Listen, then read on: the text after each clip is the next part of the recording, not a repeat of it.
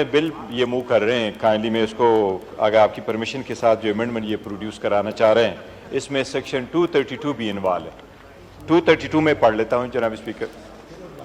232 ये प्रोवाइड करता है, जनाब स्पीकर, हुआ ये था, सिर्फ इसके बैकग्राउंड पहले आपको बताऊं कि आर्टिकल 62, 63 में जो क्वालिफिकेशन और डिस्क्वालिफिकेशन है, इससे बड़े सारे पार्लियामेंटेरियंस इससे इफेक्ट हो गए थे।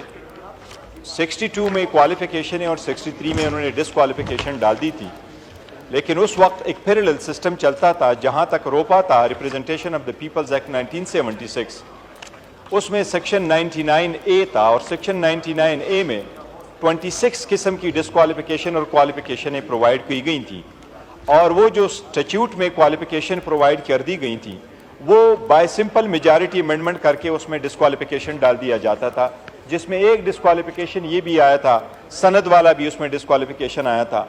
इस किस्म की डिस्क्वालिफिकेशन भी उसमें मौजूद थी कि अगर किसी का गवर्नमेंट के साथ कोई रनिंग कंट्रैक्ट भी चल रहा है, वो कंस्ट्रक्शन वर्क में है, तो वो भी एक डिस्क्वालिफिकेशन था और आर्टिकल 62 को वो सुपरसीड करता था।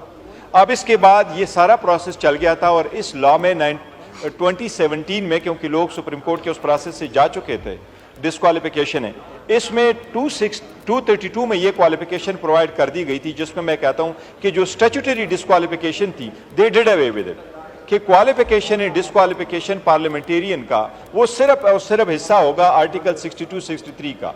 तो जो आर्टिकल सेक्शन 232 में था वो ये है, इलेक्शन एक्ट ये प्रोवाइड करता है the qualification and disqualification of a member. जनाब स्पीकर, मैं ये सेक्शन 232 पढ़ रहा हूँ। क्वालिफिकेशन एंड डिस्क्वालिफिकेशन ये टाइटल है, इसमें ये provided the qualification and disqualification of a person to be elected, chosen and to remain as a member of the Majlis Shura parliament और a provincial assembly shall be such as provided in Article 62 and 63 of the Constitution.